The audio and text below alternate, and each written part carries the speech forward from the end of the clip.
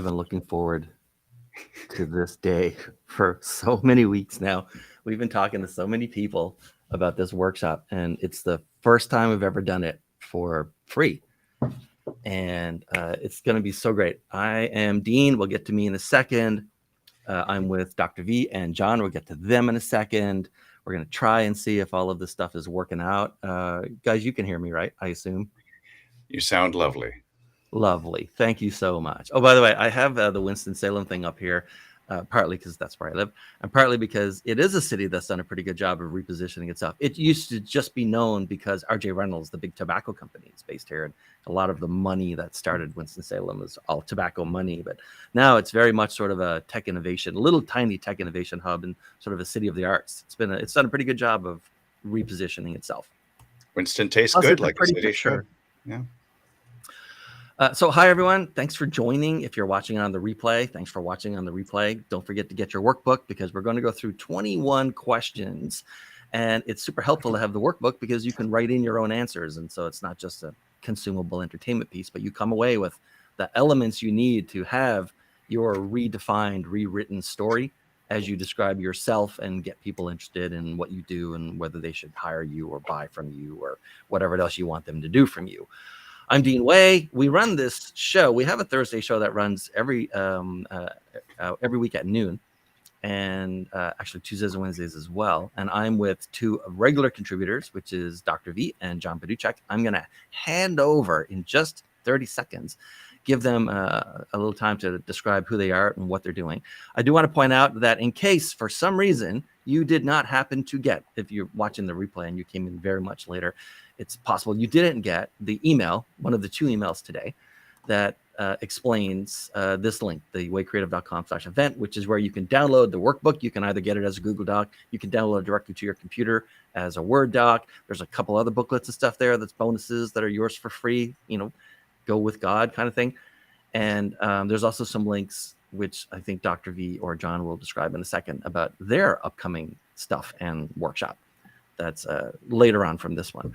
So I'm Dean. In case you've never seen me before, especially if you came in from maybe Dr. V's audience or John's audience and people that we don't know, I'm a sales copywriter, a leads copywriter, and I've been fortunate enough since going out on my own just a little over 2 years ago to have had clients on every continent except Antarctica, right?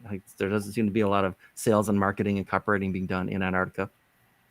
But I ask everyone, and I'm asking you, if you know anyone in Antarctica now, I would love to be able to find one client there just to complete my continental global set and say that I've had clients on every continent. But for now, I'm stuck with every place except there. Penguin positioning at one of the research stations. That's what I need, right? Yeah. Mm-hmm.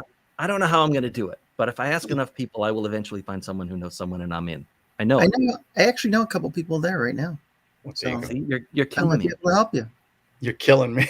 I just found out recently, believe it or not. We do this show every day, 3 days a week, and we're killing. Anyway, this is the positioning workshop, sometimes called the rent-free positioning workshop. Rent-free because the idea is to get you to live in someone else's head rent-free without a big advertising spend or whatever, just with a compelling story. We're going to get to the key point of how this is all going to happen in just like 1 or 2 slides from now. But I'm going to turn it over to John first and then Dr. V, so there's no confusion about order, and let them describe who they are and what they're going to be contributing today. Go ahead, John. Great. Hey, first of all, I just want to say hello to everybody. We've got some people from all over the place today. I even see somebody from Hadley, Mass near me, so that's kind of exciting.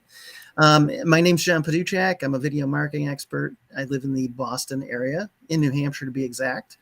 And, I work primarily with streaming video and short video, and it's automation. So to apply all different principles to make it easier to fit in your business. And we all know we need to do more video. We all need more video. Dr. V. Dr. V, the infamous Dr. V. I'm Dr. Christopher Vogelman. I live out here on the left coast in San Diego, Coronado Island to be specific. And John and I actually have partnered together creating an agency with coast-to-coast coverage called Epic Win Media. And I also focus a great deal on short form video and personal branding to extend the reach of professionals. Most of my work's been with doctors, helping them to create online businesses so that they can escape their practice forever. Basically, escape the office and enjoy life more fully. All right, good stuff. Let's jump into this. We've got a tight 90 minutes and we're already almost 8 minutes in. The goal by the end of this, by the way, is that you will have all of the elements to build your own story, but it's not a template. It's not a formula. We're going to go through 21 questions that I've done. I've done this exercise in smaller forms and in larger forms. I think the last time we counted was 209, 211 something times, depending on how you counted it, over the last 2 years. So it's well vetted, and the questions themselves are well vetted. Let me tell you a story. There's an article from one of the dating sites. I honestly don't remember if it's Plenty of Fish or OkCupid, but I don't know if you know this, but most dating sites are not started by romantics. They're started by mathematicians and people who hire mathematicians. And of course, the idea is to find matches. And unlike, I think, Twitter, and I've literally never used Twitter, so you're just going to take my word that I know what I'm talking about, because I might not, is, people don't do a lot of the matching. Even then, algorithms are trying to figure out who you would best match with. What one of the sites found out several years ago, this group of mathematicians found out, is that they could ask 99 questions in a questionnaire, and they were very confident they could get within like 93% compatibility between two people based on interests and all kinds of stuff. But what they found was an anomaly in the data, in that one question, if they only asked one question of two people, they could achieve 87% compatibility just with the one question. And it's not a question you would have thought. The question was, on a scale of 1 to 5, 1, you hate them, 3, you're okay with them, 5, you're a fanatic. How do you feel about horror movies? Now, of course, your answer doesn't matter. The other person's answer doesn't matter. What matters is how close both of your answers are to each other. And it turns out that people who have very divergent tastes or fondness of horror movies tend not to work out relationship-wise. Just one of those little nuggets. All of these questions, or most of these questions, are very much like that. There used to be many more questions. Questions over time have been inserted in, and then others have been sort of cut out, because these are the questions that endured and got us everything we needed in the fewest number of sort of iterations and fewest number of questions. So we're going to get into that. The whole point here is to create a powerful positioning story for you, your business, or if you're looking for a job, for your career. And we're not going to talk about passions or superpowers or whys or anything like that. Okay. The goal, once we have all the elements, is that you should be able to, looking at the elements and what you've answered for these questions, tell your audience, a hiring manager, a prospect, a current customer that you want to spend more on you or whatever, tell them their story, but with you in it, instead of you trying to get them interested in your story. Now, all marketing can be, and selling for that matter, can be boiled down into just these 3 questions, right? What do I want? Who do I want it from? And why should they care or do it? What's in it for them? A lot of the positioning kind of exercises and workshops you might see are very much focused on the first question, and to some degree the second. But where the execution tends to fall down is on the third question. So this workshop is different. This positioning workshop is different. I'm presuming that you know roughly what you want, and that you know roughly the kind of person that you would want it from. You want the job from them. You want a new engagement from them. You want them to buy your book or whatever. So we're focused very much on the third part. Often, for most people, the very toughest part of how to tell someone their own story with you in it. Now, before we get into the questions, there are 2 notes on tone, or sometimes called in the copywriting world where I live, voice, for how your final product should sound and what should be in it. And I'm going to go over those now at the beginning, because I want you to remember as we go through the questions that you don't want to live in any other part of these 2 spectrums other than the sweet spot that I'm about to tell you about. The first one is the tone spectrum from left to right. So, of course, on the far right is aggressive. You never want to sound aggressive, whether you're telling your own story about yourself or you're telling someone else's story with you in it. You never want to sound aggressive, ever, ever, ever. The far end on the left of that is a sales term you see a lot called selling from your heels. Selling from your heels is when If someone looked at a transcript of what you said, it would sound like you're trying to persuade someone to do something. But if they looked at your physical actions or they went by your tone of voice, it would be very different, because it would seem like you're trying to back off. You're trying to create more space, metaphorical or physical, between you and the person you're trying to persuade. You're trying to sort of back away from them. It usually comes from a fear of rejection. And so I really don't think this might be for you. And I'm sorry if I'm bothering you about this. And I've got to talk to a whole bunch of people for it, to see, whatever. Like anything where you sort of, it seems like you're trying to avoid conflict, avoid rejection. Remember, we're not looking for conflict. We're certainly not looking for rejection. We never want to be on the aggressive side of the scale. But you can't sell from your heels. You can't persuade from someone as you're backing away from them. It doesn't work. Most people, once they get past the selling from your heels phase, they end up in sort of the neutral objective phase. And this is where you're kind of agreeing with everything that someone else might say. And you're letting them know that you've thought about different things and you understand there are nuances. Yeah, there are lots of cases where my competitor is a way better suit for you than, or better suited for you than I am, and all this kind of stuff. And there's nothing wrong with being in the neutral or objective part of the spectrum. The problem is you can't only be there. You need to slip in there from time to time to agree and get along and be nice and small chat and not go out of your way to antagonize everyone.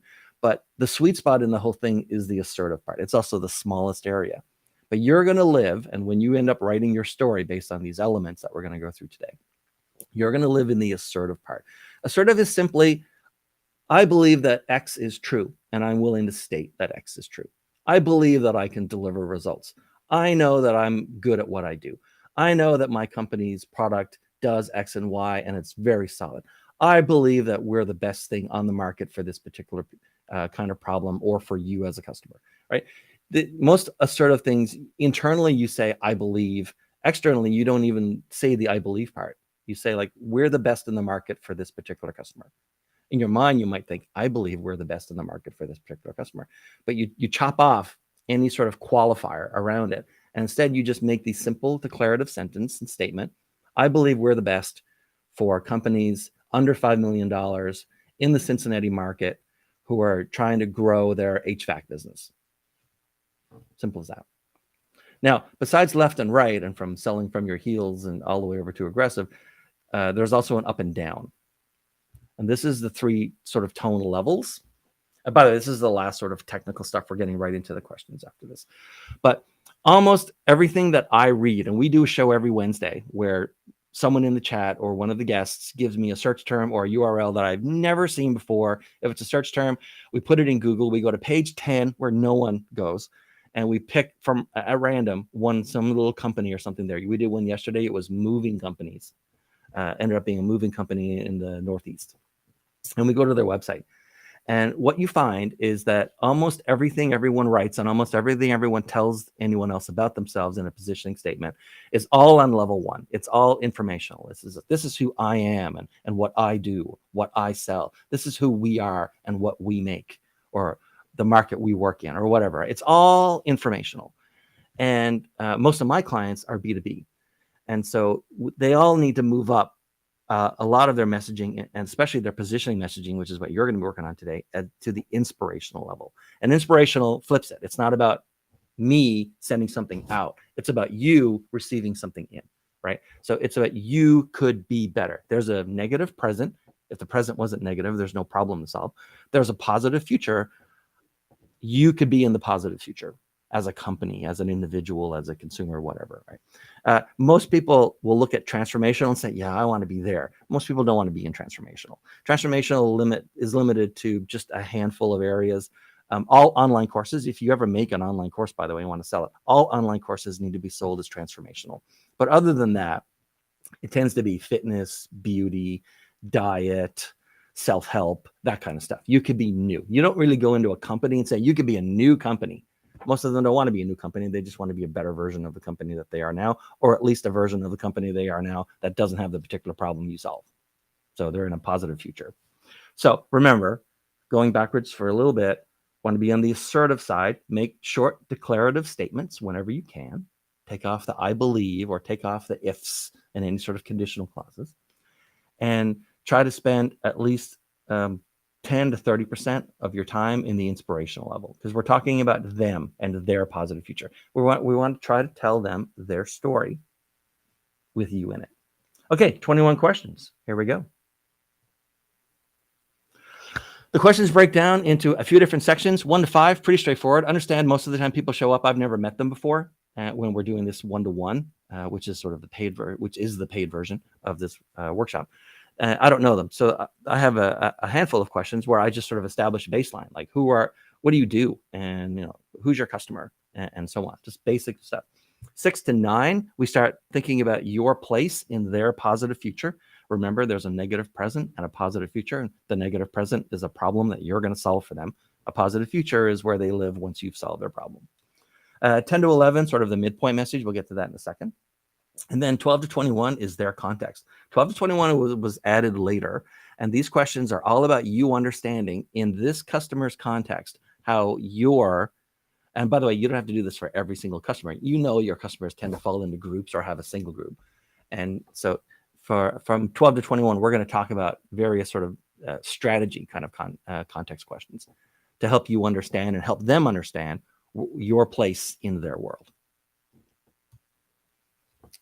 Okay, and before we jump in, one last time, there is a workbook.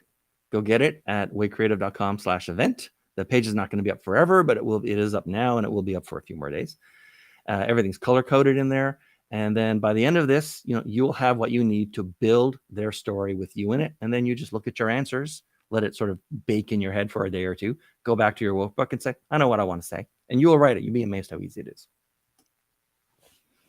All right. So we said the first questions were just baselining. It's very simple. What is your profession, or what does your business do, or what career are you in?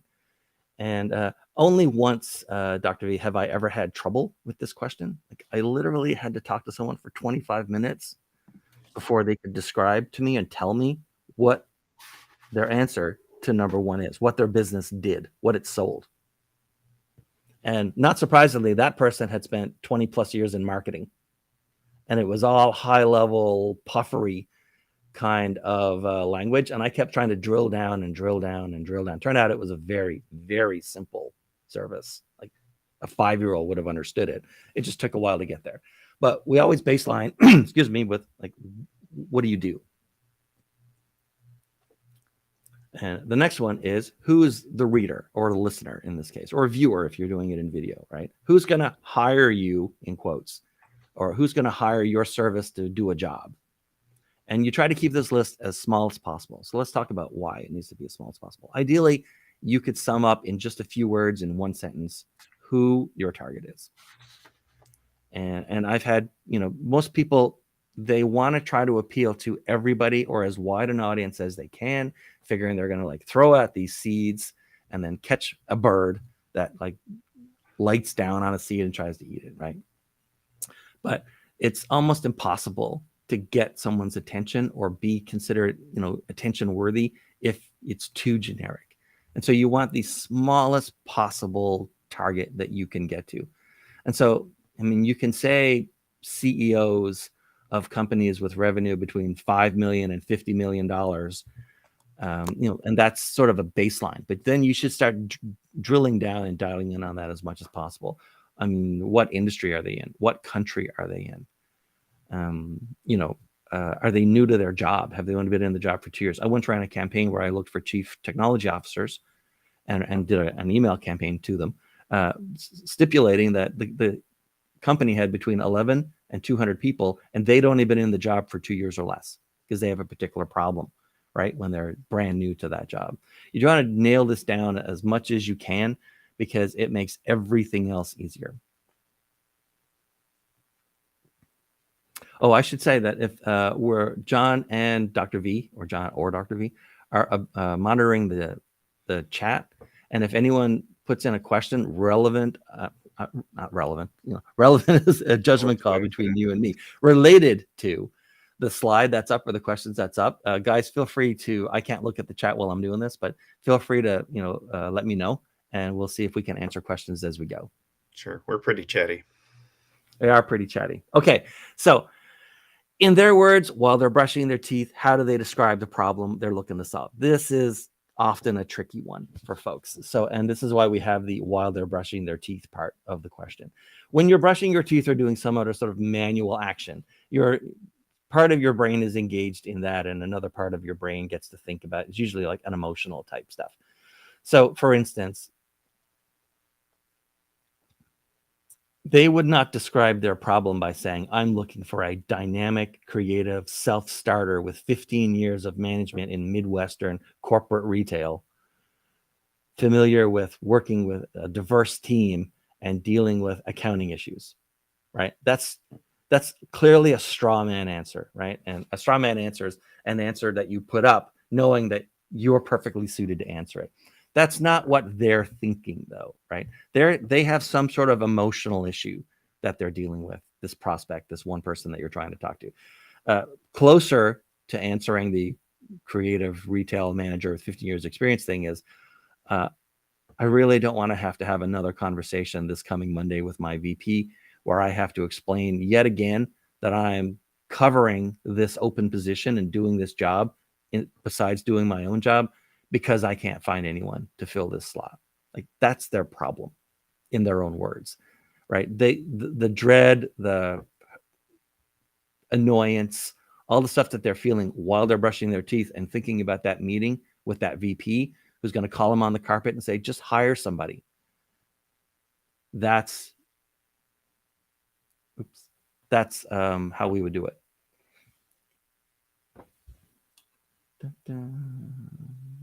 Oh, John, did you have a question? John, do you have a question? No, and it seems Andy Mignon was having trouble watching the LinkedIn. I wondered if we had another channel we could send him to. You know, I checked my YouTube and everything else. For some reason, Restream refused to allow me to share. God really? knows why. Yeah. It's for anyone who, for whatever reason, is not able to view it on LinkedIn, you can go to YouTube and do a search for Way Creative, 2 words, I think. And that should bring you to the first result, or an early result should be my channel. You should see that. Mm-hmm. Okay, so remember, no straw man answers. In the simplest possible terms, understanding the emotion that this person is like feeling, and like what sort of small, concrete, atomic thing they wish didn't exist anymore. That's the problem that you're trying to write out here. And then, of course, is what's the positive future you shortcut them to? So in the case of our person who's our senior director who's looking for this manager for this retail group in the Midwest, right? She or he is looking forward to a positive future where this whole problem is taken off of her plate and she gets to focus on her own job, her own career, and gets to report to her VP that this issue has been solved. That's the positive future that let's say you're trying to get a job at this company. That's the positive future you're trying to put her into.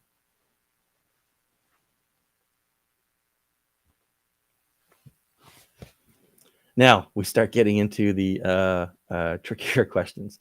So what's kept them from getting what they want? And understand that it's never their fault that they're in a negative present, even when it is their fault that they're in a negative present. It's not their fault.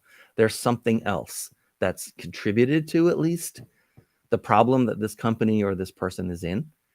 And if you've dealt with these types of customers enough, you have a pretty good idea of what's involved here. So maybe what you provide was never available before in a cost-effective way. Maybe you're so unique, the service you do is so different that it just wasn't available to anyone before. Maybe something had to happen, or they needed to reach a certain size, or they needed to, drop a product line. They needed to do something, or this person needed to do something, so that now a path to a positive future makes sense, and you're the sort of guide and the path to that positive future. But it's not their fault. You can't say, how would I put this? You can say in the second meeting, or when you get into sort of a deep dive meeting with them, you can go over like the problems that they have and possible causes. But make sure that you don't approach them from the beginning by blaming them for their own problem. Otherwise, they just turn you off and you don't even get to paragraph 2. Or you don't get to the third sentence when you're giving them the pitch. Okay? There's some other reason. And if you can't come up with a reason why it's not their problem, then skip this question. But do spend some time thinking about it.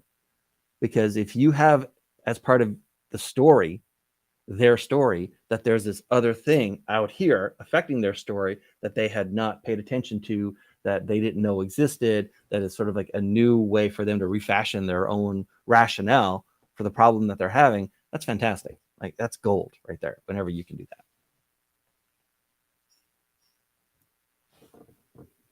Okay, so about their problem and about the reason that they have this problem. What do you want to say it to them? Basically, what's your personal message to them to talk about that problem? Usually it starts with, if you're going to write it in your workbook, I fix this problem for people in your situation when A or B or C has happened, or A and B or C are true. If you want to use a formula, like a template for it. But this is the first time, by the way, that we really, other than asking you what you did for a living or what business you're in, this is the first time really that we've talked about you again. And because now that we've sort of figured out what their problem is and how they're framing it and how they're thinking about it, we need to sort of insert you in there with a core message. This is what I do. This is the problem that I fix.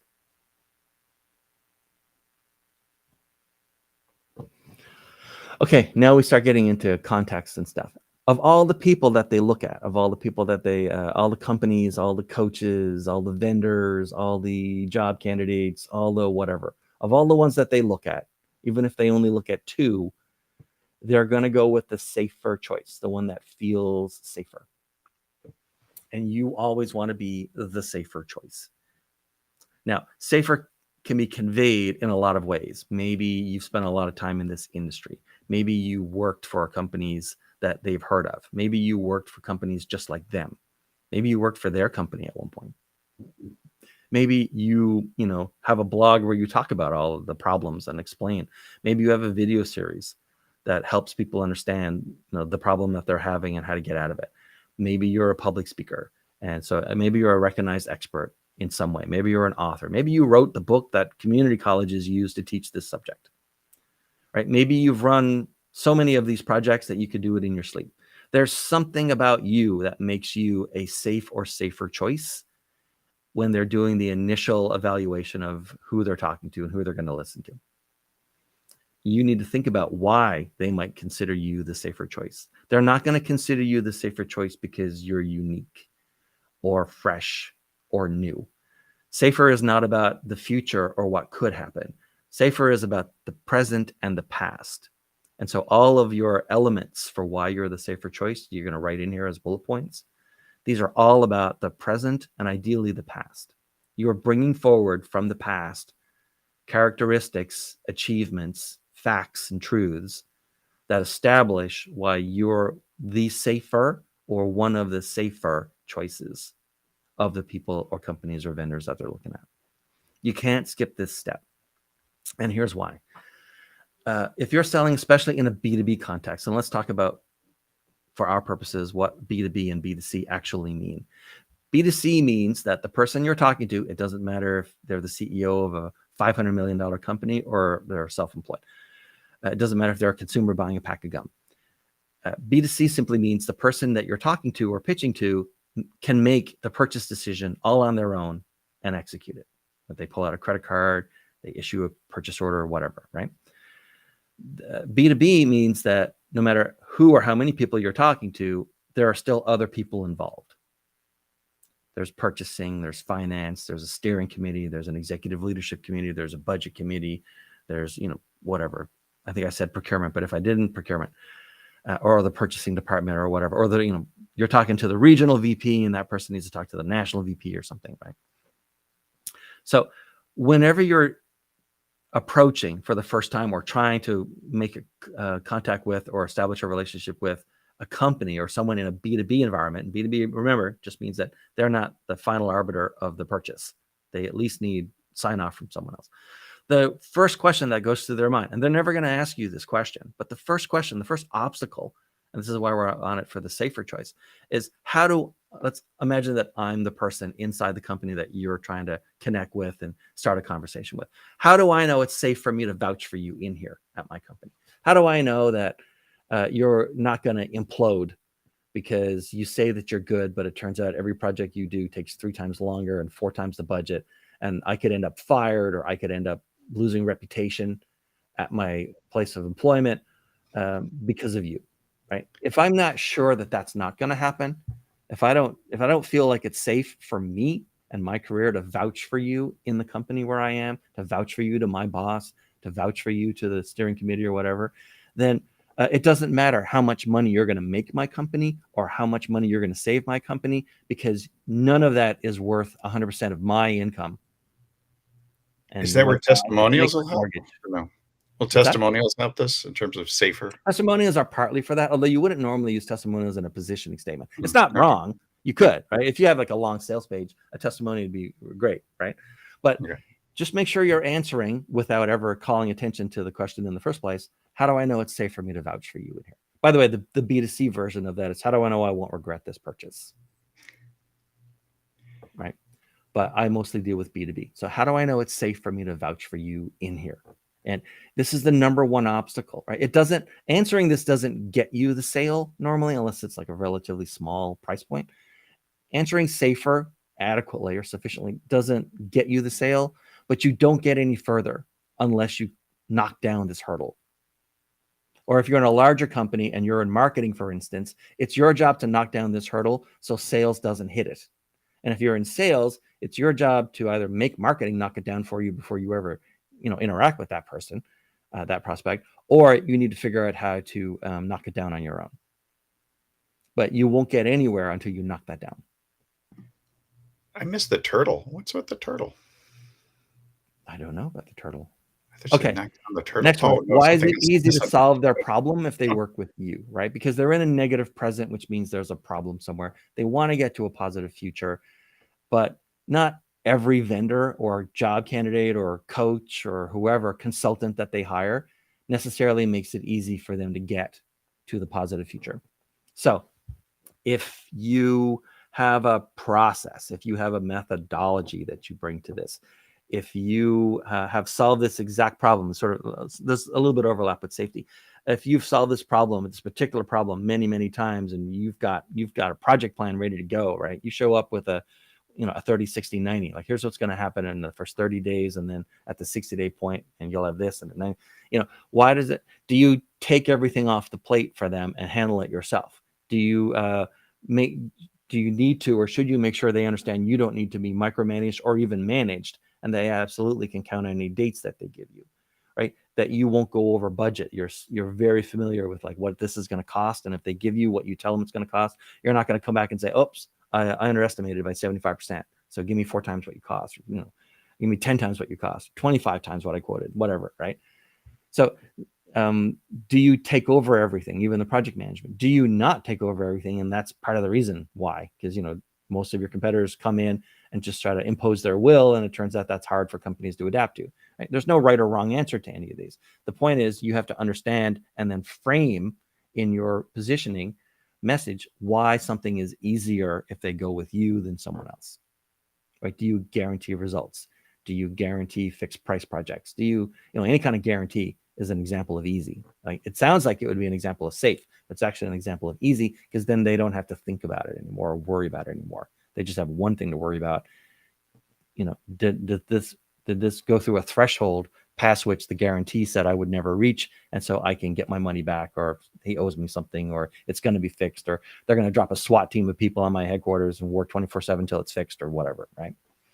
So there are reasons why a customer or a hiring manager or whoever's life is easier once you're taking care of this problem for them. You should understand how to do that and how to phrase that.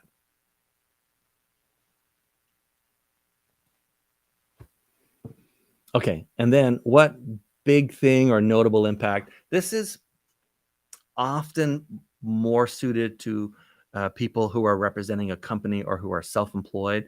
You don't see it so much in individual sort of job seekers, although it's possible.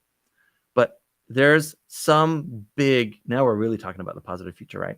Now we're talking about like the positive future is not just the absence of this problem. The positive future is something bigger. Like you're now able to do something that you couldn't do before. because you hired whoever it is, company or whatever, they hired you, basically the person writing the positioning message, right? Or something is they can do more of something, they can do something they couldn't do before. They no longer have to do something that they felt they had to do before. They had sort of like legacy commitments, and you figured out a way to thread that needle or thread multiple needles.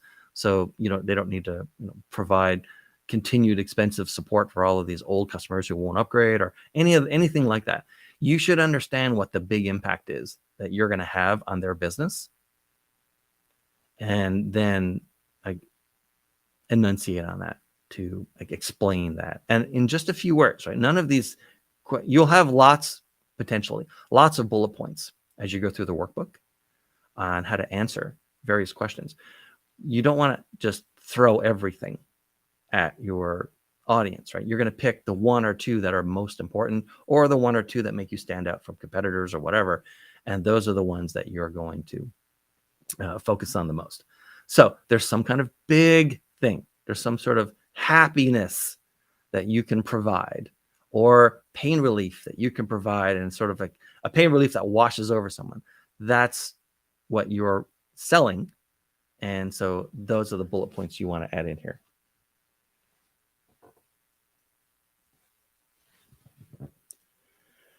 All right. Now, this used to be called question 8 because in the original set of 10 questions for pitching that weren't part of the workshop, but were part of a structure for how to do your messaging, we used to call this number 8. And it's like, how does it work? Now, the more technical your field is, as opposed to the more sort of personal service oriented that it is, the more technical your offering or field is, the more likely you're trying to answer this question early in the process, right? And you shouldn't. But at some point, you need to understand, of course, you need to be able to say how your product, your service, whatever works, like what exactly you provide. And this goes to a trust issue.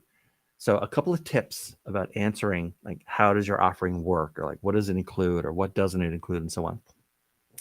If you were giving a present, let's put this in terms of like a pitch deck or a presentation you're giving to, you finally got the meeting, you're going to talk to them and so on.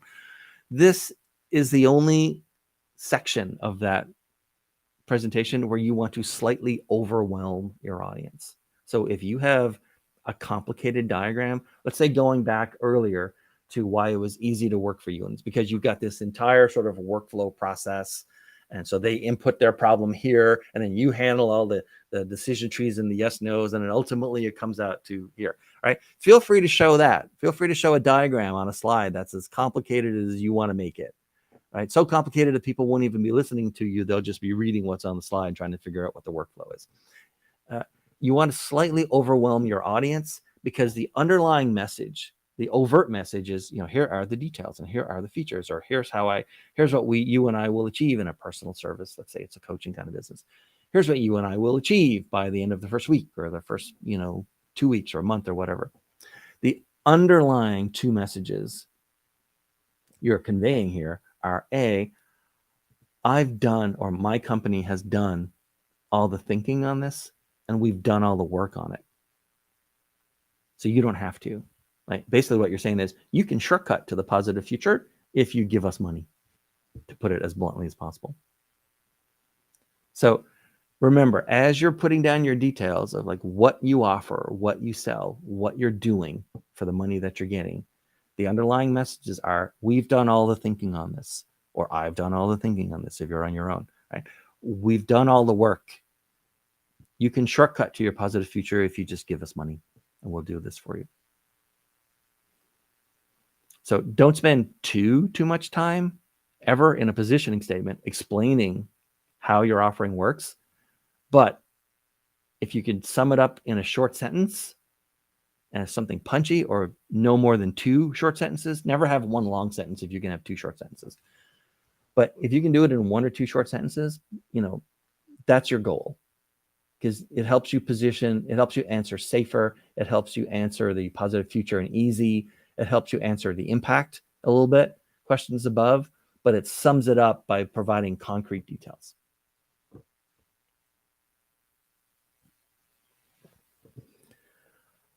Okay, this is this when I do this one-on-one with people, I tell them this is the question where all of the money that I make, all the value I provide is in this question.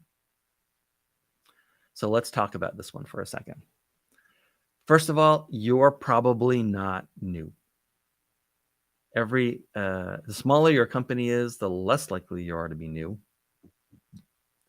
And the bigger your company is, it's almost impossible to be new. Like new as in, or let me put it this way. For every Uber, there's 1,000 companies that'll say we're the Uber of something. We're the Uber of prison laundry delivery in the Boston area, right? We're the Walmart of this. We're the Netflix of that, right? There are very few new companies. So I don't try to figure out how someone is new. Novelty and getting someone's attention, very important in messaging and copywriting. But new has a built-in disadvantage in that you have to explain to people and educate the market what you are. So there are I bet not of the, we said 200 something of these that I've done so far. I bet not 5 out of 200 plus times has the client actually qualified as being new. Right? And even then, they were new because of a geographical area they operated in. They were the first type of company in this region or this city. They weren't like new. So don't worry about the fact that you're not new. In fact, it's in many ways, it's an advantage if you're not new. I also don't put really any stock in unique. The problem with unique is that literally every company and every person can be shown to be unique. Unique is just assembling Lego blocks. I went to this school and I'm from this area and I deal with customers in this industry and in this vertical who are experiencing this problem. You can just stack them like Legos and then you're technically unique, but you're probably not unique in a way that anyone cares about. And so I don't put any effort into figuring out how my clients are unique so that I can convey that to their prospects. Different is everything. Different is your angle, right? Different is, okay, this is where I tell the horse lady story. I apologize if you've heard the horse lady story before. I was thinking about Apple used to have their slogan, think different. Yeah. So if you've heard the horse lady story before or too many times, I apologize. But here's the horse lady story as an example. So let's say you're going to go find and hire someone that you've never hired before. And in this case, the horse lady happens to be a therapist. It could be a welder. It could be a life coach. It could be a plumber. It could be whatever, right? But in this case, it's your first ever time looking for your very first ever therapist. If you're going to have like therapist, psychiatrist, psychologist, counselor, something like that. And so you go wherever you would normally go to do an initial search. You go to Google, you go to Facebook, you go to LinkedIn, you go to wherever, right? And then the next day, your friend, your mother, your spouse says, hey, so how's it going? Looking for, your therapist. And you say, not bad, not bad. I looked fairly deeply into 5 of them. 4 of them, pretty similar. You go to their office, usually in like a office building or a medical center or something. And, converted Victorian house downtown that someone used to live in, and now it's been converted into little offices, right? You go to their office, you sit down, they ask you questions and you talk about yourself, right? So like 4 of them get amalgamated into one therapist. And then you say, and then there was the horse lady. And she says, you don't go to her office, you go out to this nearby farm. She puts you on the sweetest, gentlest old horse you've ever seen. She gets on one. And then just very slowly going down a path, she asks you questions and you talk about yourself. Now, they're selling exactly the same thing, right? The 4 that got amalgamated into one and the horse lady, they're selling the same thing. It's the same service. There can be variety, in anything in life, but for legal and ethical and licensing and board certification kind of reasons, there has to be a lot of similarity. So you've got 4 who are so similar that you can't even individually remember them anymore. They get amalgamated, consolidated, combined into that therapist. And then there's the horse lady. And chances are she's the horse lady because she happens to like horses. So she took something from her life and combined it in an interesting way with her business. That's sort of just an extra bonus. It's not even what this positioning thing is about. That's more of a what's your passion superpower kind of thing. And we're not covering that here. The point is the horse lady doesn't win all the business, but she's A, the only one who's remembered on her own the next day, and she B, wins a disproportionate amount of the business because you remembered her. And so you're always looking for an angle. You're selling the same thing that other people do. You're doing the same services other people do, right? You're doing the same job and working with Excel in, the same, mid-tier corporate position that everyone else is or whatever, right? But there's an angle that you can think through and approach it with that gives you your story. Now, the nice part about an angle is that it doesn't require that you've already got something. It doesn't require you to buy anything. It doesn't require you to invest any money. It only requires mental effort to play around and think through and apply your imagination, right? Everyone has great imaginations. Apply your imagination to come up with an angle, why you're different from everyone else. You're not completely different from everyone else. You overlap. If it was a Venn diagram with two circles, you'd be like almost that much, right? Like they're almost completely overlapping each other. But there's a little bit where they don't, and that angle, that spot is what you're going to stake out for your positioning statement. So take time to think what you can combine with what you sell or what you can take away, what kind of customers you should leave behind and not try to approach anymore, or which ones you want to highlight that you have, types of customers or individual customers, right? Think about what in your business or life, and we're going to go through some questions related to this, by the way, that'll help you clarify this, but like what makes you different and gives you a different story on that initial set of approaches to a prospect or a customer so that you can be remembered the next day.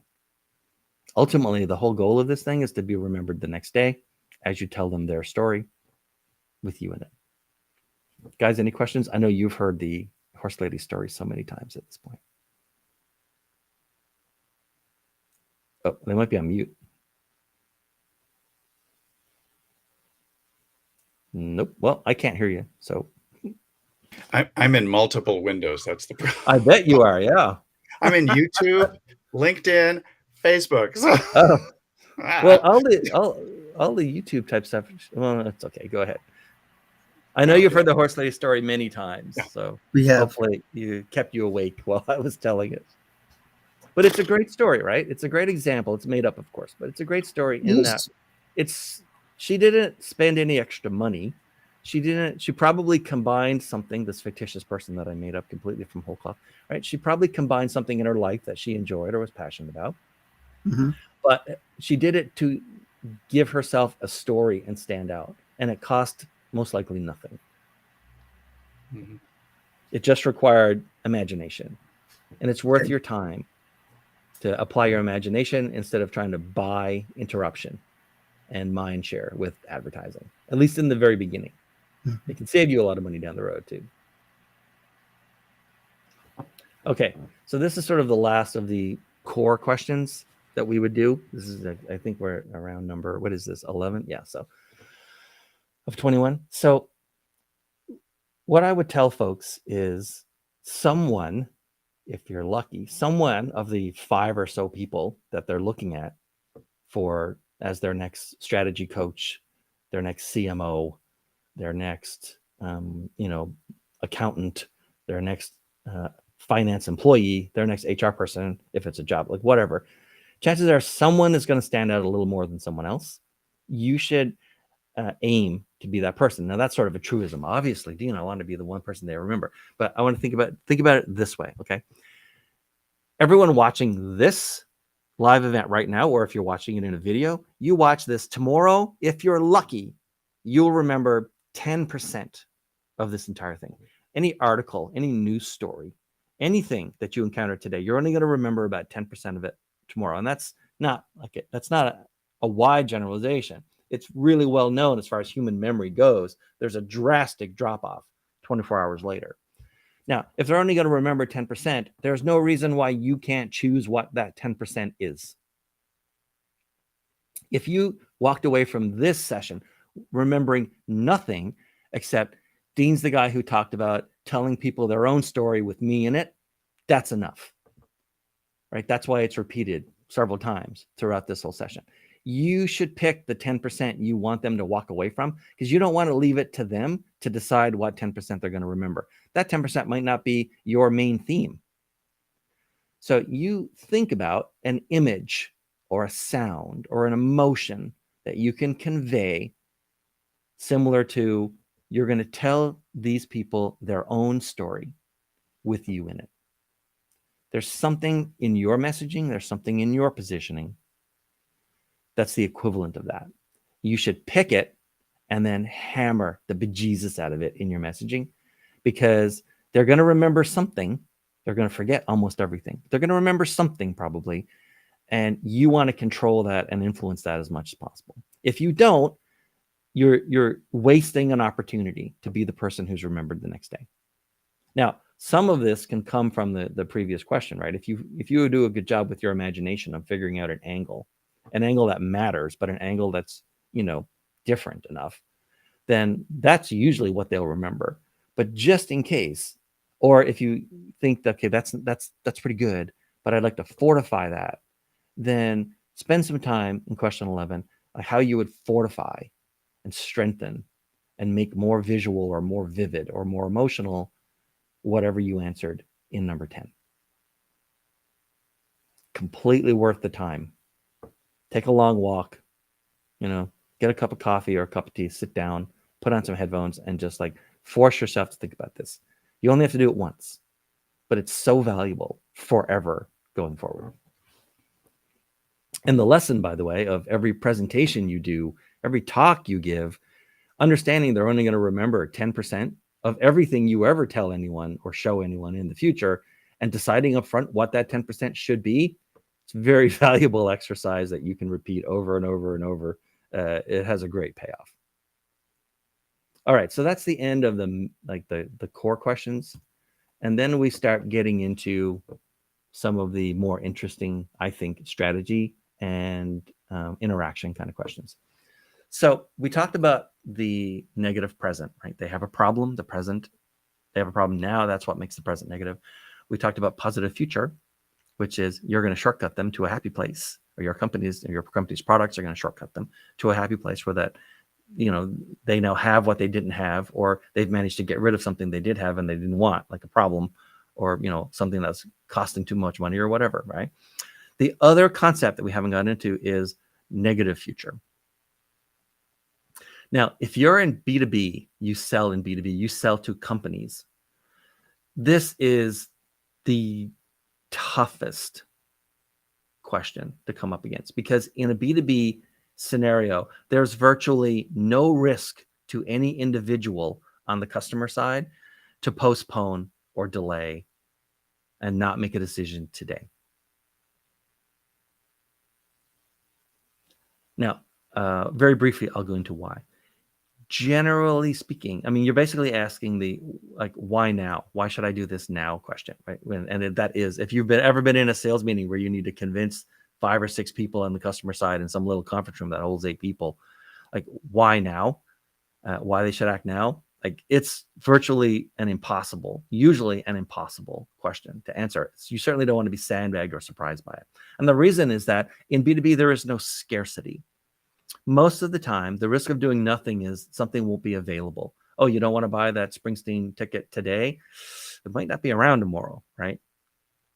Or you don't want to schedule the surgery for next week? Well, the only other time I have is 4 months from now, at 2 p.m. on a Tuesday. 4 months is a long time to wait. We don't know what's going to go wrong between now and 4 months from now, right? There's no scarcity in B2B. You could offer them, hey, I'll give you, we're doing 10% discounts on everybody who buys before the end of Q4, and it's only Q2, right?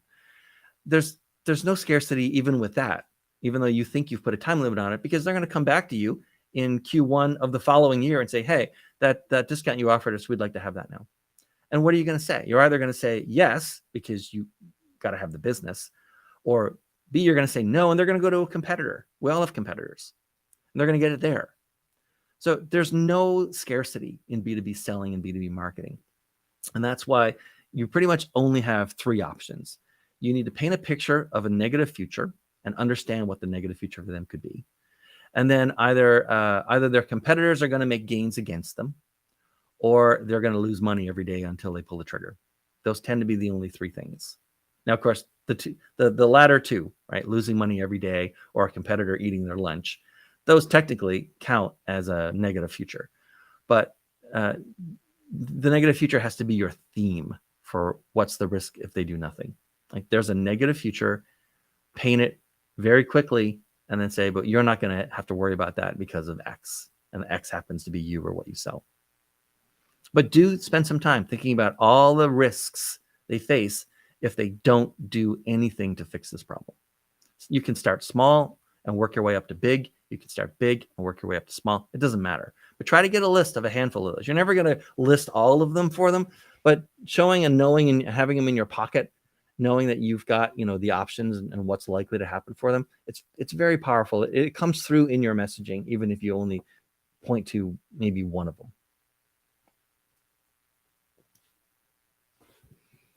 Similarly, what's the risk if you don't deliver?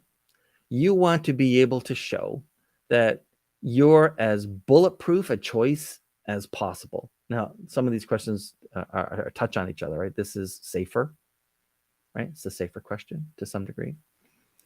The idea is you should understand the risk if you don't deliver, so that you can sort of preempt that objection early on in your message, or you're ready to answer it in an FAQ or something if you're talking about a web page, a sales page, something like that. Right? Now, you don't call out, hey, and if we don't fix your problem, blah, blah, blah.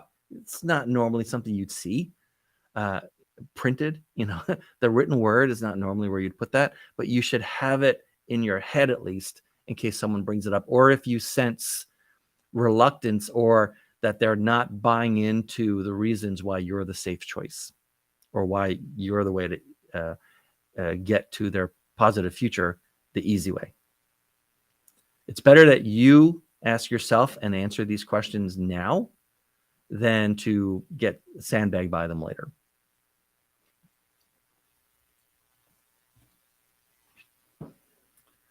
All right. If you get to choose, sometimes you do. If you get to choose after they hire you, what you would focus on first, what is it? There's no one who won't listen as your conversation steers into, or your sales page or your bio or your presentation to them or your pitch or whatever. There's no one who won't listen if you start a sentence with, if we agree that I'm going to fix this for you, the first thing I'm going to work on and fix or address, or the first thing I'm giving priority to, is X. Like, everyone stops and listens. They were thinking, am I on the hook to pick up the kids from school today, or is that someone else? Right? Did I leave the iron on? Am I supposed to go to some thing this evening? Like, do I need to check my calendar for that? It doesn't matter. If you say the first thing that I'm going to, if hired, work on is X, they're going to stop and wait and find out what X is. Human brains love to know what the first next thing is. Right? There's built-in novelty there. There's built-in importance and gravitas to it. Everyone will stop and listen to that. You should know what you're going to focus on first. And if they're going to disagree, then the time to find that out is now, not later. I don't know. Did we skip 14? No, we did 14. Oh, I guess we did. Oh, I moved 14. Don't worry about it. Oh, okay. Sorry. We actually handled it earlier. Okay. Yeah, but thanks for keeping an eye on it. Excuse me. Okay. The next one to work through and give examples of, for yourself at least, is how are you an advocate for them against their rivals? Chances are you don't work for everyone in that industry. You might have one or two customers that are direct competitors to each other. I mean, especially if you're a small company, it's unlikely that you sell to all of them, unless it's something sort of transactional that's a part of something bigger. And, it's not a competitive threat if they buy their widget from you, because literally everyone has to buy this widget in order to do X. So that's not what we're talking about. But if you're, a consultant, if you're a fractional executive, if you're a vendor, if you provide some kind of service, how are you an advocate for them and against their rivals? Now, a lot of people will not have an answer to this. A lot of companies even will not have an answer to this. But if you do have an answer to it, like, oh, not only am I, do I sell into this market, but I'm on this board, I belong to this association, right? I donate to these causes of political candidates or whatever. You should have that ready to go. And it doesn't directly contribute to SAFER as a concept, but it does contribute to we're part of the same group, we're fighting the same battles. Earlier on, we had that slide where, like, why are they in this situation? And remember, it's not their fault. And I don't think I remember how the entire quote goes, but there's a saying in marketing and copywriting that people will do anything for those who support their dreams, throw rocks at their enemies, and so on, a few other things, right? So if you can show that you're throwing rocks at their enemies and supporting like their dreams, and I know that's kind of like squishy language, like forgive me for that because it's not normally how I deal with these things, but you're supporting you're supporting them and their industry and the people in it, and you're against, like, if you sell to, what's an example? If you sell to the fast food industry, then you're against the sit down restaurant industry and probably restaurant regulation of some kind, right?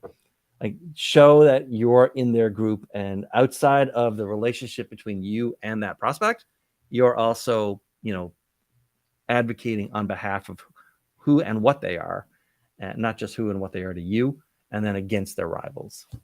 You may or may not include this in your positioning message, certainly not like an elevator pitch, potentially, but have it in your pocket and have it on sort of any of your long form position things like a sales page or how you describe yourself on a one sheet when you're a guest on a podcast or TV show or something. Okay. What's hard or expensive for them and easy for you? So at this point, we're not talking about the prospects. We're talking about your competition. So is there something that they have to do that you don't have, and spend money on and time on or resources that you don't have to because you sort of like came on later? Is there something that for whatever reason you're able to source or do much more cheaply than they are? Maybe you have a relationship with another company or some really spectacular contractors or whatever, right? There's a company overseas that I do that what's the word? They white label me. So they have certain customers where something needs to be done very, very quickly. And as you might have come across, and if you've ever watched any of our Wednesday shows, I'm able to rewrite these websites very, very fast. And so they'll actually be able to compete on time in a way that their competitors would not be able to commit to once they confirm that I have availability for them. There's something that you can do. There's something you don't have to spend money on. There's something that you own. There's an advantage that you have. There's a resource you have access to. There are people in your network or something that you know where you are cheaper or faster or better or easier to work with, or you're able to offer a guarantee that someone else isn't, or something. You're able to combine multiple things to provide a broader solution, or you're willing to niche down into just one thing maybe, or one or two things, but be the very best in that one thing, or the cheapest or the fastest or whatever. Go ahead and spend time thinking about what's probably hard or expensive for your competitors. And then by definition, as soon as you write that, you'll look at your own company or your own offering and you say, oh yeah, well, actually I'm better off in that than they are.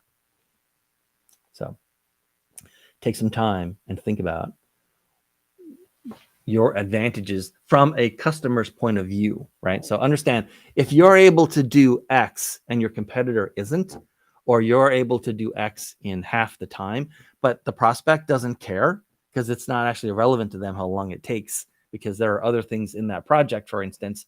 And so as long as the whole project is done at the date that's promised, I don't care if it takes company A 3 weeks to do it and it takes company B 5 weeks to do it. If by week 9, all the pieces are done and they were, done in an order and it makes sense and I can deploy, right? I come from a tech background, so I think about that, deployment kind of stuff, standing it up kind of stuff. But if there's something that might matter to them, like I can do this whole project for you in 7.5 weeks, and I've done it 4,000 times in the past for 7.5 weeks, because I include this and I have this contact, we have this partner, and we don't do this part. I said, well, I don't care about that part. I'm not, we don't do that in our business anyway. I said, if you don't do that and you don't need it, 7.5 weeks and we're out. Like that's worth talking about. That is memorable. That's like a horse lady element, right? So think about their disadvantages, the competitor's disadvantages, your advantages, and which of those would matter to the person that you're talking to, and then fortify and double down on those. Guys, I've been talking for a while. I need to take a sip of drink. Do you have any questions or comments? Well, there's a question from Dr. Kayvon K. He says, after finishing the positioning workbook, how do we know if our pitch is working properly or how to improve it? How do we evaluate it? I just suggested just keep testing it, but I'm sure you have some more detailed answers. Oh, no. There's a shortcut to testing it to know if it's going to work, right? There's a shortcut to testing it. First of all, the whole point is it needs to be simple enough that like a fifth grader would understand it. Like you're looking at fifth grade language. You go to something like HemingwayApp.com or use Grammarly or something and get it down to like a fifth or sixth grade level, no higher than seventh grade level. No matter how technical your field is, you can get it down an initial opening statement. You can get it down to like seventh grade, sixth grade. I thought we were down to fourth grade now. No, I aim for fourth grade, but okay. I charge a lot to do that, right? To do, yeah. It's not natural for people who've graduated from college or university to write at anything below a grade 15 level, actually. Yeah. It's very tough. Okay. So anyway, the answer to the question is the easiest way to, it sounds so trite. I'm already half embarrassed to talk about it, right? But you simply go to someone who kind of understands what business you're in, but isn't really involved in it. So, your best friend, your spouse, someone like that. And I would just test it there because not because your message is so generic that people who don't understand your industry are going to get it. I mean, that would be great if it worked, but it's not really reality. But what you're trying to do is you're not trying to find someone who matches the customer's technical and sort of business expertise and knowledge in that domain. You're testing to see if you can keep the attention of someone. And someone, your spouse, your friend, or whatever. I mean, they're going to give you like what in another course we call courtesy attention. You give everyone like a few seconds of attention. When they say, "Hey, can you like listen to this and tell me what you think?" They'll give you a few seconds. But if you haven't like managed to keep their attention by 5 or 6 seconds in, that's a good proxy for how much attention you're going to get from a prospect, not because they don't understand what you're saying, but because they have a lot of people trying to say similar things to them. So you go to someone who doesn't really know, or if you have a friend who works in the industry, you could pitch it there. I mean, that might work. But the point is, you want to get and keep their attention, right? That's why we tell them their story with you in it. You're going to get and keep their attention. And really all you're looking for as a proxy is someone who would only give you a few seconds of courtesy attention, and then their eyes start to glaze over. If you can keep their eyes from glazing over because they understand and they're starting to visualize things as you talk about your position and like what your story, your pitch, your intro, then it doesn't matter who you test it on. They just need to have the similar level of initial attention, not an actual technical domain knowledge of what you're talking about. So glazing over should only apply to donuts, not to your prospect size. And some cakes, but that's it. Some cakes too. Okay. Don't leave the cakes out. From the horse lady to the cake man. Okay. Now this question is similar to the last one. Remember the last one was what's hard or expensive for them and easy for you. This is something that's a tiny bit deeper, and I want to go into it for a second. It won't apply to necessarily everyone, but if you might end up changing your business or your offering based on your answer to this question, right? So let me put it in technical terms. Let's say you make a CRM product, or you make a SaaS product, or you make some sort of equipment, right? Farm equipment or whatever. I mean, as an example, you think about John Deere, right? John Deere's been selling tractors for a really, really, really long time. And a lot of people have very old John Deere tractors. And John Deere, to some degree, even though I'm sure it's profitable for them, they have to keep making parts for machines that they don't even produce anymore. They just make the parts, but not the whole machine, right? They're stuck in a sense with this legacy set of customers and the legacy expectations. And they can't really walk away from that very easily. Now, hopefully it's profitable for them, but even if it isn't, to some degree, they have to keep going with it.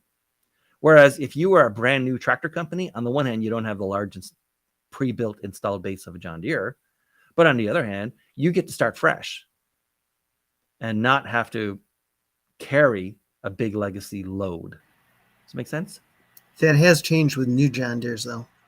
Yeah, right, and that's one of the reasons. Yeah, but there are still hundreds of thousands, maybe millions of John Deere tractors around the world, and they all need parts. Absolutely, we could always get them fixed. Yeah. Fresh so tractor. There's going to be stuff. If your competition has been around for a while, or your competition moved into your field from another field, or your competition has a mindset or a culture that they can't shake, and it's not as nimble, it's not as well adapted to the subset of the market you're going after or whatever. If there's anything that your typical competitor or specific competitors, if you can come up with it, that they kind of have to do, they have to keep providing, they have to maintain, and you don't have to, that's a competitive advantage that needs to make its way into your positioning message. So let's give me an example of anybody, and I'll see if I can come up with an example that illustrates this. Give me any business, any market, any profession. Give me something, anything. I was going to do funeral directors, but we've done that before. What's their distinctive difference? Funeral directors. I mean, like strategy Caskets, coaches, right? Cheap baskets. Let's like strategy coaches. So you have a coaching business. You tend to help companies with their, let's be even more specific, their marketing strategy. Okay. By the way, I have no idea what I'm about to say because I've never thought about this on this particular example before. But you're up against, let's say, 4 other people who made it to the vendor list, the selection list. And, just based on online research that people have done, most customers and prospects these days, they do between 60 and 85% of their research online before they ever talk to a vendor. And that's how they eliminate people. So you're one of 5 strategy consultants, marketing strategy consultants. And the other, and this particular prospect or customer is in the, I don't know, they what would they do? They're the marketing department of a manufacturing company, like a high-tech manufacturing company, like a specialty plastics or something. And chances are your competitors are going to come from this is not a market that's so big that you find a lot of people from marketing coming out. In fact, most people coming out of who are in marketing in a manufacturer, quite a high percentage of them are engineers and people who are like marketing needed to be done. So they were assigned marketing when the company was smaller, and now they're the marketing person for that company, right? And so they're trying to make a decision on strategy, and they're looking at why you're safer, what kind of big impact you can make, what kind of, most of your competitors are going to come, or you can paint your competitors as they've come from other fields, but they're not well suited to this one thing, right? They have to keep in mind that this other group of customers, that's sort of their main bread and butter, like that's who they're going to give priority to. That's one way of doing it, right? You can say there are other customers, the customers of your competitors, right, are not in this industry for the most part. They're competitors to this industry. It's like they're not going to cut their customer to pick you up, even though you're rivals. I don't have any other currently customers in your particular field. So my attention is not divided, my loyalties are not divided, and all of my expertise is going into helping you as we throw rocks at their rivals, right? Helping you, grow and move forward. There's always something that you can paint where you think you tell them your competitor has to do this or maintain this or support X, and you don't have to. It's worthwhile taking 5 minutes and trying to write that out in bullet or a little mind map or something for yourself. But do you get into a me too? Like we have that also, or is that not a good thing? Ask me that question differently because I don't think I understood it. Oh, well, so you have this, so it's written here on my little worksheet. Is there something that your competition has to do, provide, or maintain that you don't? Oh, I see. I misread the question. I thought it was something that your competition has that you don't, and then you have Yeah, to kind no, of they have back in. commitments Okay, in some way, right? got it. Financial, manufacturing, legacy, whatever. There's some Right. they're carrying, they're chained to this boulder, and they have to carry it around, and you don't have to. It's Boulders and good to rocks. know it, point out to the customer how, like, oh, we look at it this way. If your competition was old enough that they had Mhm. all of this legacy stuff, on the one hand, they're using that as a strength. Like, look how solid and stable we are. We've been around for 25 years. So Mhm. your approach, because remember, every weakness is a strength. You just have to reframe it that way. So your weakness of being newer is not that it's not really a weakness. It's a strength. Like, every dollar that you pay these guys, some portion of that is going to support the non-profitable parts and non-profitable customers that they can't get rid of. Yeah, we're nimble. I don't Yeah. put that burden on you. Got it. Yeah. So that's another lesson, by the way. It was in the little video we played in the beginning. Every weakness is a strength in marketing. Every weakness is a strength. You just have to reframe it. Okay. Related to an earlier one, but a little spice added to it. So is there something you can add to your offer for little or no cost that they might want to hear about?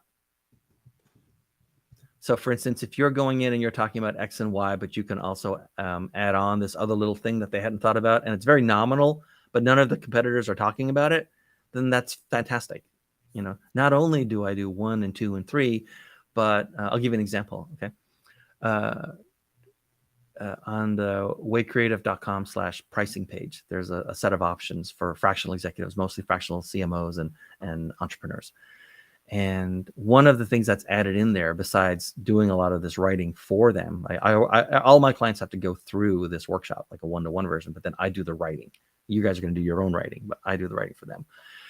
But one of the things we do is we add on a video clip. We create 3 questions and then record me or someone else interviewing the client. And they've already, of course, got the questions, and they know the questions, and they've even got the answers prepped because we've made the answers for them, right? To be remembered the next day and all that kind of stuff. And then we just give them that. It's not a whole podcast or anything. It's just a video clip. They put it on, they post it on social media. It becomes one of the featured things in their LinkedIn page, you know, in the featured section of your LinkedIn profile page stuff, right? It looks like an excerpt of an interview, which technically it is. And that's completely additional. The only reason we offer it is because we've got everything set up. We have the mics and the monitors and the multicams, the teleprompters, and, you know, the high speed, you know, gigabit up, gigabit down internet and optical, you know, fiber optic and everything else, right? So it doesn't cost anything other than a tiny bit of time, because all the questions and answers are all derived from their answers to this workshop. And then the other stuff that I write for them, like their pitch deck and stuff like that. So it takes it's like 15 minutes, 20 minutes to do the actual recording. And then they have the video, and no one else offers the video. Yeah. The repurposed content is super valuable. Yeah. So that's an example of something that I could offer at little or no cost that they would like to hear about. And my competitors don't think to offer it because they're writers. They're not video people. You've almost certainly got assets or something, either from equipment and stuff that you've already, you know, purchased for some other purpose, or you've got partners, you've got friends in business who can do certain things. You have a way to package things together, whatever. You have something that you can add to an offer that your competitors won't, that the customer, even if most of them don't take you up on it, they're interested in it and it sets you apart. So, you know, work through that. Spend 5 minutes and try to think about of the people I know who could be, you know, who could do this for me. How do I make my offer? How do I stack it taller? How do I make it broader? Right? How do I go in depth in something? I'll do this part for you, and then once that's done, I'm going to hand you off to my colleague, my partner, you know, my friend, my, you know, corporate, whatever. Right? And if you decide to go even deeper, they've got a deep specialization. Once this part's done, they pick that up and take it further.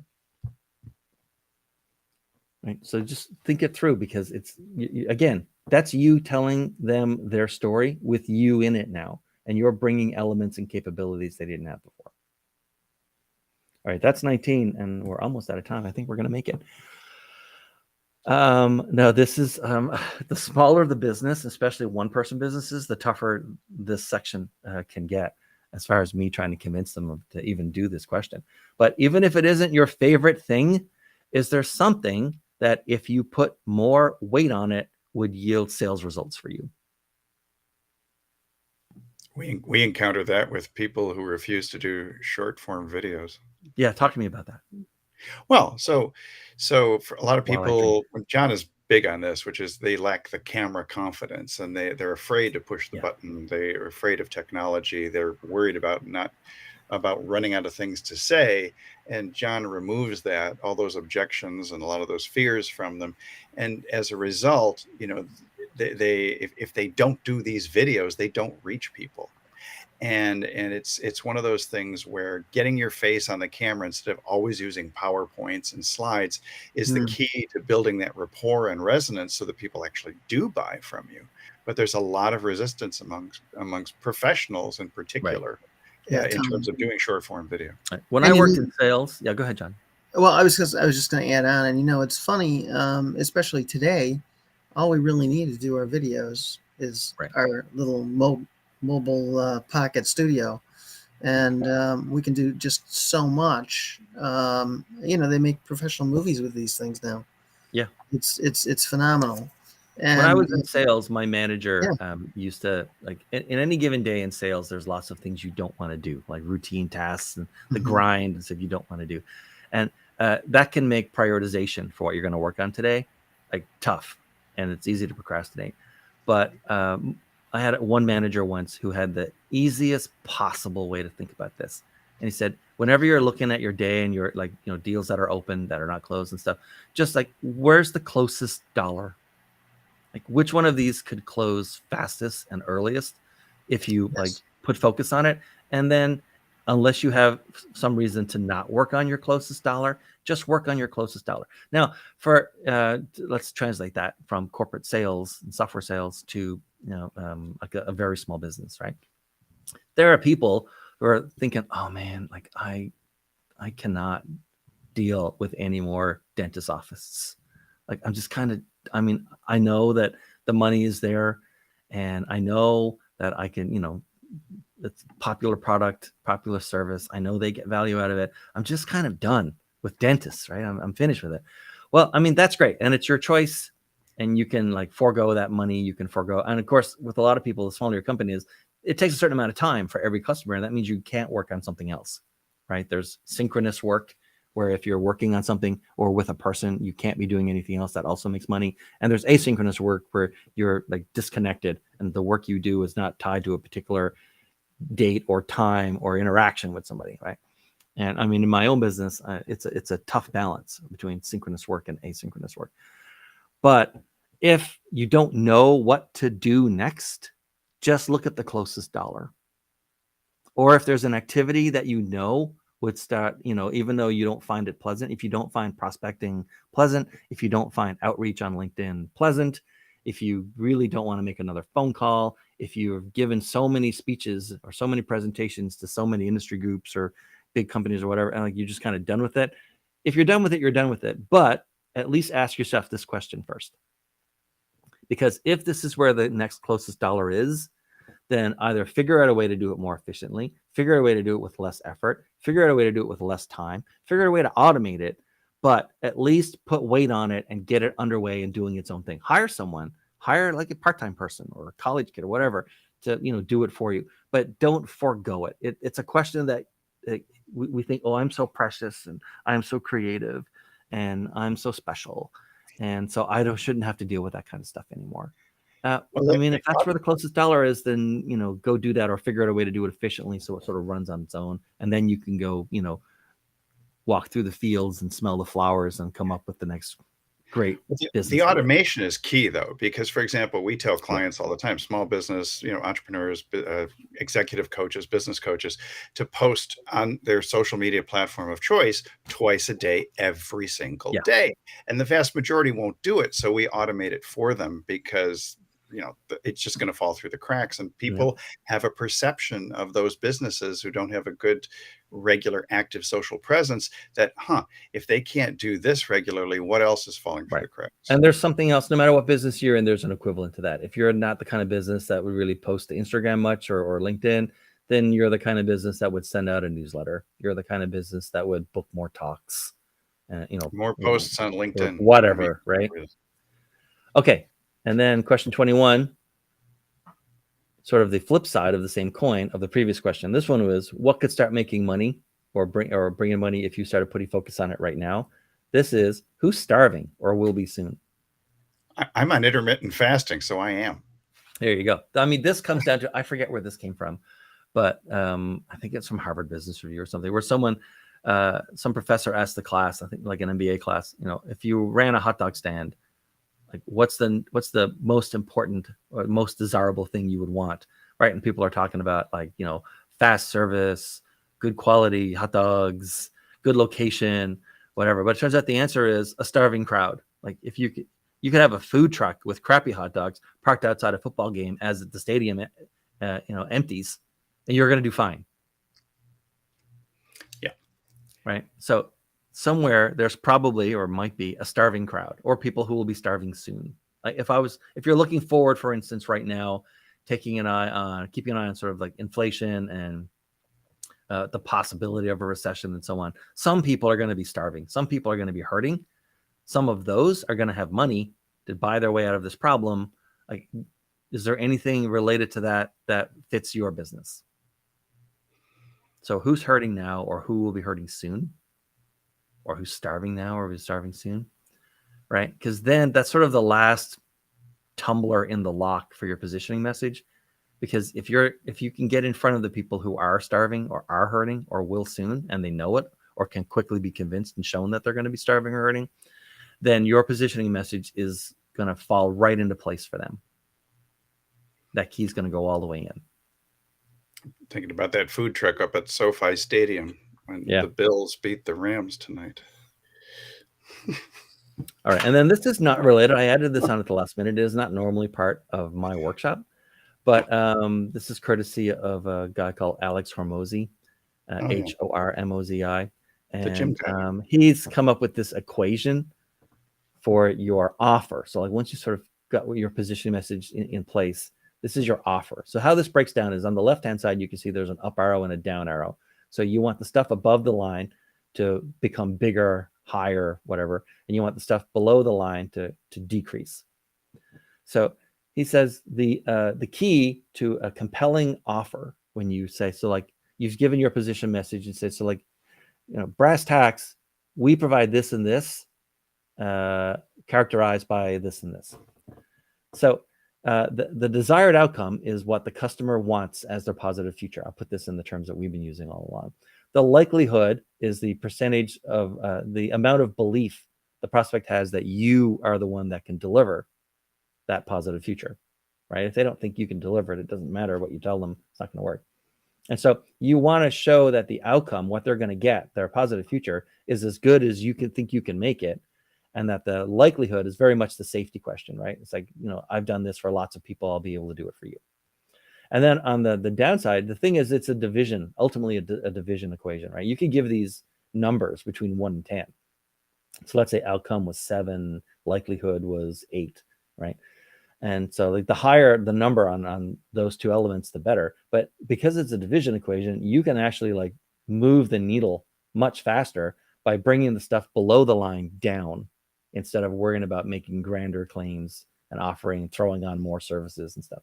So if you're able to show that you can deliver something in much less time than they're used to, or that your competitors can do, either A, because you've stripped away everything that isn't important to the client, or you've super focused and super niched on something, or for instance, the client has to do things or maintain things that you don't, because they're an older company, or they're just bloated, or their culture is very slow moving, right?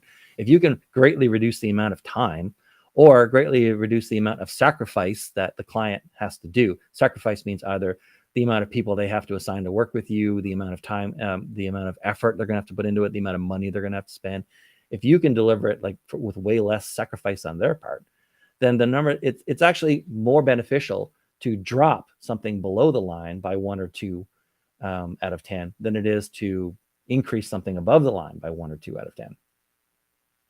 In fact, if you can get time down, if it typically takes, on a scale of 1 to 10, it takes your competitor 7, and you can get the time down to 4, suddenly you've got a very compelling final number out of all this.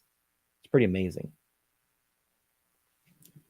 And all right, I think that's it for us today. That is, I think, my final slide. Is that my final slide? That's my final slide. So we're done. I really hope you enjoyed this. waycreative.com/event. If for some reason you did not grab any of the bonuses, the booklets, the workbook for this or whatever, if you're going to watch this as a video, the page, like I said earlier, won't be up forever, but it is up now and it will be up for a few days. So go ahead, grab it and start filling in your own answers to this. By the time you're done, you're going to look at it and say, okay, now I have a very different but complete view of my positioning and messaging and what I want to say to prospects in order to get that crucial in-depth meeting that puts me on the path to being, getting the engagement, getting the sale. Thanks very much, Dr. V. Thanks so much, John. I'm Dean Way. Hope this was helpful to you folks. There'll be an email going out tomorrow for everyone who registered on the LinkedIn page with some follow-up links and stuff to just sort of cement everything you needed. And a thanks for that, by the way. Thanks for attending. This was a lot of fun, the longest one we've ever done. Really appreciate it. And goodbye. Bye. Bye, guys.